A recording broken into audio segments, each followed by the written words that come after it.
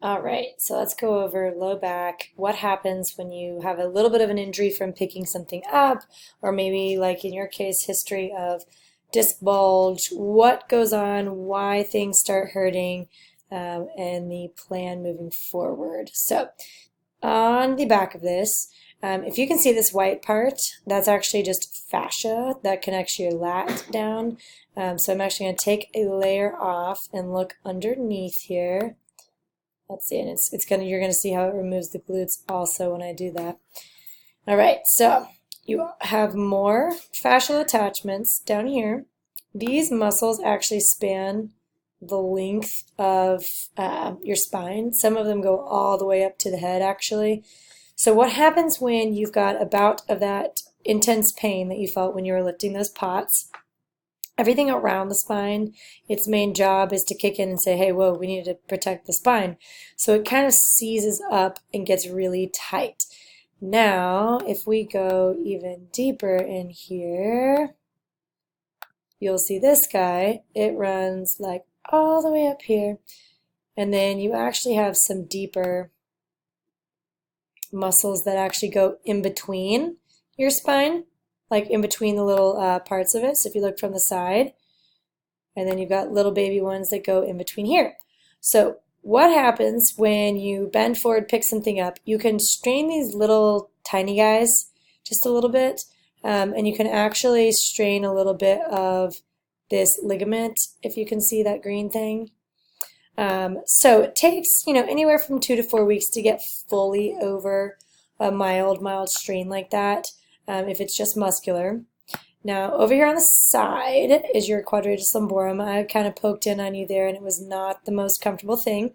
That attaches bottom of your your rib cage area to side of your spine and the top of your hip. When your back is going into a bit of a spasm, that frequently kicks in as a stabilizer. You also end up using that quite a bit in running and cycling if you are not fully stable in your trunk. You end up actually hip hiking just a little bit, like when you're cycling. So I just wanted to kind of give you an overview of what these things looked like. Let's actually take a look at the spine itself, and then we'll get into the hip. So if I take off this muscle layer, and we've just got spine, just got disc. So you can't really see, but this is a really dense fibrous type material. If you can see it kind of go all the way around. So that's your disc. The front of your spine is another really thick ligament, but discs, as you can see, they don't have that really thick ligament on the back like they do in the front. When we sit, when we cycle, when we lean forward, when we pick things up and all of a sudden add a pretty intense pressure here, it's that jelly-filled donut analogy I was kind of telling you about. If I'm putting pressure on this side in a flexed forward position, pressure starts to poke a little bit more towards the back side. So we're going to add in the nerves here, and it's about to look like a really crazy bundled mess. Let's actually take this down a little bit to just the spinal. So if you can see, nerves come out in between your discs. Okay, so that's the second lumbar nerve, third lumbar nerve, and it goes all the way down. It's just a little harder to see it in here. Well, what can happen? Let's see if we can get a decent angle here. If this disc starts bulging to the back a little bit, if it just touches this nerve, then all of a sudden it's like, whoop, you get stuff down the leg, which you've experienced before. Now, when you are talking about experiencing some calf cramping and some hamstring cramping, I think it's probably tied in a little bit to your back. It just makes sense that it could be. So this is your sciatic nerve. And we'll zoom back out, but it feeds off of, like, its main origin is this lower lumbar. Sorry, it's going to come. I don't know if I can even turn it off. We'll just have to hear that dinging for a second. Okay, so what happens?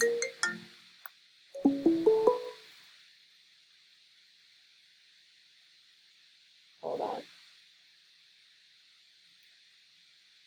Is that where it comes out of is this lower lumbar, and it actually supplies your sciatic nerve. Sciatic nerve goes all the way down from your hamstring. Oops, sorry, turning you. and then it actually splits and it ends up going into your calf. So what can happen is if you got extra inflammation up in here, extra pressure, kind of maybe even just barely touching a nerve, it can be like, why am I getting this weird crampy sensation all the way down the leg? So if we add on the muscles here, let's take a look at the hip also. You see that there's muscles that sit right on top of that. So you're probably aware of the piriformis muscle, you probably heard that. If that gets tight, aka running a lot, you can also put pressure on this.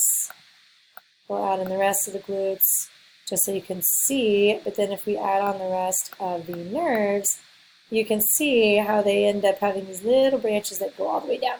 So that sciatic nerve glide that is in your homework is going to help floss that through its pathway because it can get kind of stuck, for lack of a better term, in the muscles.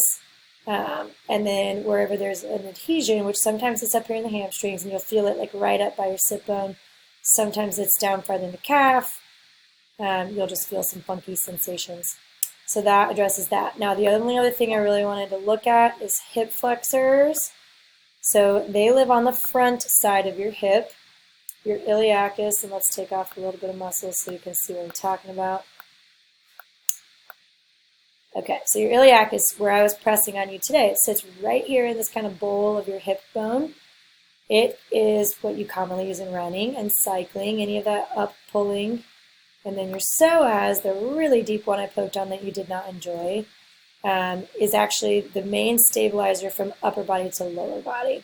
You also use it in cycling and in running to help pull the hip up. But if you can see where it attaches onto the front of your spine there, if this goes into a little bit of spasm and kind of pulls that spine forward, you can get a little bit of low back pain from it. Because if you can see on the side here, it actually attaches really, really on the front of your spine. So there's an overview. Just wanted to give you a little visual of what I was poking on today and why I was poking on it. So I hope that is helpful.